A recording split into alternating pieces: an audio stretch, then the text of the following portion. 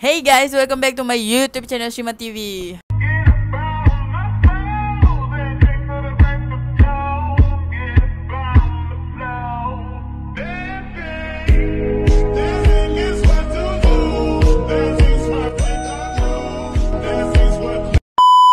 So hari ni baru Shima post video setelah setahun Shima tak post video. Thanks kepada subscriber Shima yang sentiasa komen, email Shima untuk buat video dengan DM.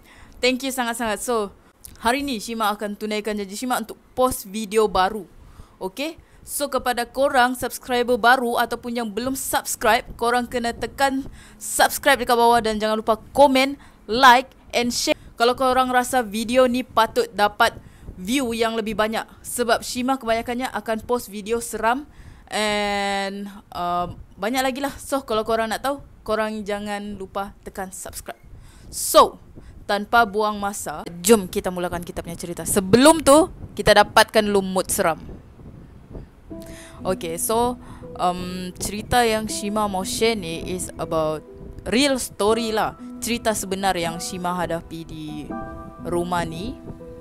Okay, rumah Shima. Sebab kalau yang subscriber sebelum ni mesti kamu sudah tahu kan, kalau Shima dulu tinggal di Johor dan sekarang Shima sudah balik ke Sabah. Dan ini rumah yang Shima selalu banyak cerita. Kamu boleh tengok video yang sebelum-sebelum ni lah, sebab nanti kamu dah faham kan. Okay, so Shima mau cerita tentang pengalaman Shima dekat rumah ni yang creepy semasa kakak ipar Shima mengandung. Okay, kisah ni kisah benar. Okay, saya tidak paksa kamu mau percaya ataupun tidak. Okay, tapi ini apa yang Shima cuma mau share lah kepada kamu. Okay, tidak paksaan untuk kamu percaya. Okay, so ceritanya macam ni. Masa tu kakak ipar Shima dia mengandung bah. Dia mengandung, Shima lupa lah masa berapa bulan, tapi memang sudah besar lah juga. Nampak sudah lah perutnya. And then ada satu anak buah kakak ipar Shima. Anak buah dia kecil lagi lah. Dalam berapa tahun tu Shima dah pasti berapa tahun, tapi dia memang kecil lagi lah. Okay, kita namakan dia Ana, walaupun yang tu bukan nama sebenar dia. Okay, so si Ana ni dia memang suka bermalam di rumah Shima bah. Dia suka datang bermalam main dengan, sebab dia memang rapat dengan kakak ipar Shima. So satu hari tu dia ada ikut, ini first time lah dia bermalam di rumah Shima. Okay, macam biasalah. Okay, still fine lagi. Dia bermalam dalam 2-3 hari macam tu Shima dah silap. Sebab kejadian ni berlaku tahun lalu, 2021, tahun lalu. So okay lagi lah time tu.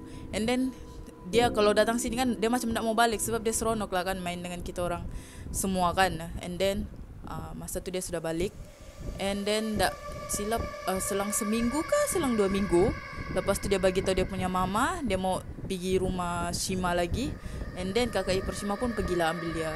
Okay, sini bermulanya kisah seram guys. Okay, ceritanya macam ni. Masa tu masa dia datang rumah tu dia sudah malam lah, sudah malam. And then Shima nampak Shima punya kakak ipar di bilik. Dia tengah menangis guys. Tengah menangis sambil dia baring. So Shima pun macam kenapa dia menangis ni kan? Sudahlah dia menangis sendiri-sendiri kan. So Shima masuklah di bilik tu. Shima cakap, kenapa kakak menangis? Lepas tu kakak ipar Shima cakap, dia bilangnya dia sakit perut. Dia bilangnya mungkin baby tu tengah aktif kan time tu, so dia sakit perut, dia menangis. So Shima temankanlah dia. And then suddenly si Ana ni dia nampak kami 2 orang dalam bilik tu. Dia nampak saja, dia berdiri saja di pintu. And then Shima pun cakap, Ana kenapa berdiri di depan pintu tu? Masuklah, dia bilangnya. Masuklah, Shima bilang. Tapi dia nak mau, dia macam tu. Aku bilang, kenapa pula dengan dia ni kan? Lepas tu dia panggil Shima keluar bilik. And then Shima pun macam sekejap tengok kakak dulu sebab kakak tengah sakit. Tapi dia betul-betul nak mau masuk tu bilik. And then kakak ipar Shima cakap lah mungkin dia mau tidur, sebab tu dia cerewet sudah. Lepas tu okay lah, kalau macam tu Shima temankan dia tidur lah. And then Shima pun panggil dia masuk pergi bilik Shima. Okay, by the way, untuk information kamu, Shima dulu tidur dengan mama Shima. So dalam bilik tu kami akan bertiga lah. Tapi time tu mama Shima belum mau tidur lagi. Jadi Shima just temankan si Ana tu lah. Jadi kami 2 orang siap lah di bilik tu. Kami memang tak tutup pintu ya. So kami punya bilik tu memang samar-samar lampu dari luar Syak, dari ruang tamu. Okay, so mau dijadikan cerita, masa tu Shima baring betul-betul dekat dengan tingkap. Okay, betul-betul di sebelah Shima tu betul-betul tingkap. And then si Ana ni di tengah lah. And then Shima pun pasang lah surah. Tak pasti surah apa time tu, lupa sudah kan, seberapa bulan yang lalu. And then Shima pasang surah tu mau bagi dia tidur bah, sambil Shima main handphone kan. Tapi tiba-tiba dia cakap dengan Shima, dia bilangnya, Kak, boleh ke tukar lagu tu? Tukar lagu Upin Ipin ke Papa Zola ke? Shima pun macam, oh my god, kenapa dia begini? Shima belum expect apa-apa lagi lah. Time tu belum expect apa-apa. Okay lah. So Shima pun tukar lagu lain lah kan. Dari surah pergi Shima buka kartun. Dan dia juga ndak mau tidur, ndak mau tenang. Okay.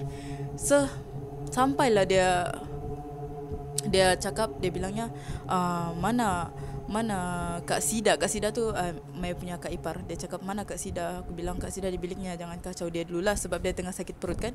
And then dia cakap, dia takut. Oh, di situ saya memang ghost bump sudah. Dia takut. Okay,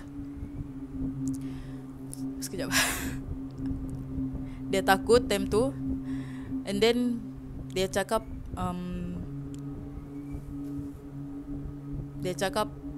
bila kawan Kak Shima mau balik. Oh my god. Guys, Shima record ni, Shima sendiri di bilik ni, okay.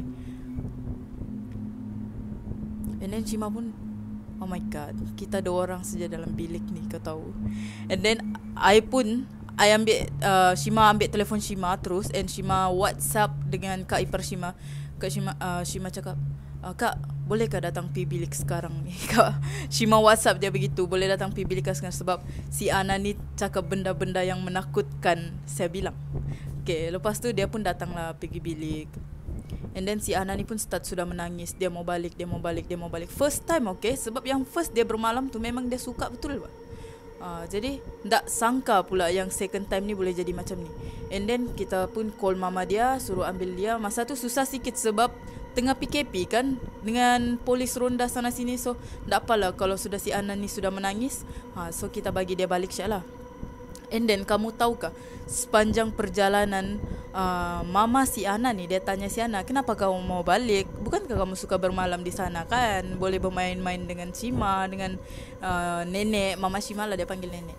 And then dia cakap, ada orang yang larang si Ana ni main dengan kami.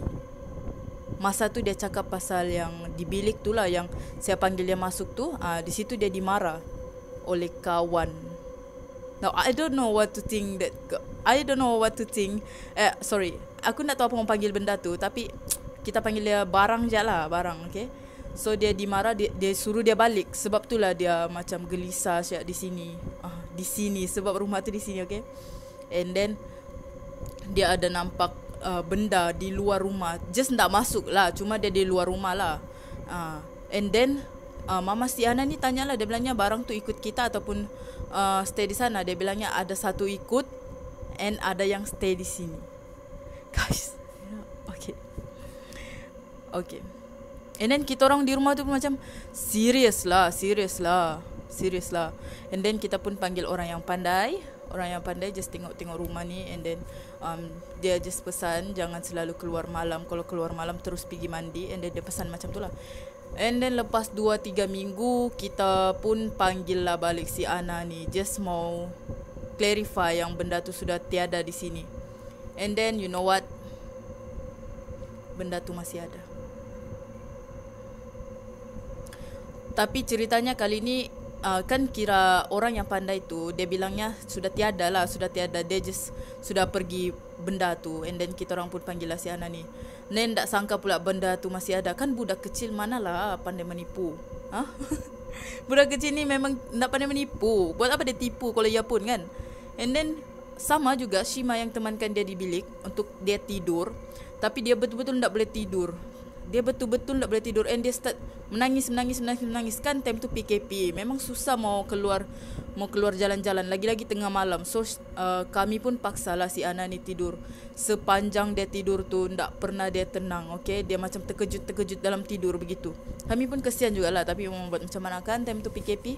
And then paginya my mom Okay, Mama Shima time tu dia keringkan rambut. Biasalah kalau kita keringkan rambut depan kipas ni, kita kan kasih ke depan rambut kita.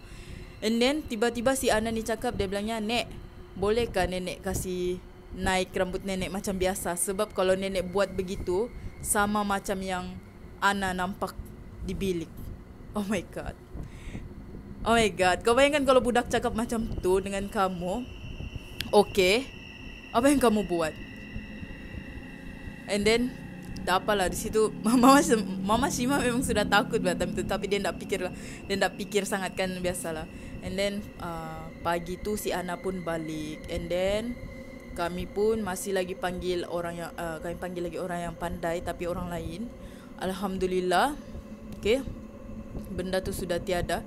Yang kali kedua berubah tu benda tu sudah tiada. And then dia cakap ada salah seorang kami lah di dalam rumah ni, kami balik lambat, and then barang tu ikut. Tiba-tiba bila sampai di rumah, dia nampak kakak ipar Shima mengandung, and sebab itulah dia bawa bermain kandungan tu. Alhamdulillah, syukur Alhamdulillah, kandungan tiada apa-apa dan sudah lahir pun, sudah 7 ke 8 bulan sekarang ni, Alhamdulillah, comel. And then dia ada pesan sesuatu lah dalam rumah Shima ni, tapi Shima tak boleh cerita sekarang sebab masa mencemburui kita. Kalau Shima sambung lagi sekarang ni, mungkin video ni jadi setengah jam. Okay, so kalau kamu suka cerita seram, kisah benar yang macam ni, korang subscribe Shima dan jangan lupa turn on notification supaya video Shima selalu naik di notify korang kalau Shima upload video baru. Okay, so jumpa korang di next video. Shima akan cerita apa orang tu pesan, okay, supaya benda-benda macam ni tak masuk lagi dalam rumah Shima. Okay, so jangan lupa stay tune. Okay, bye-bye.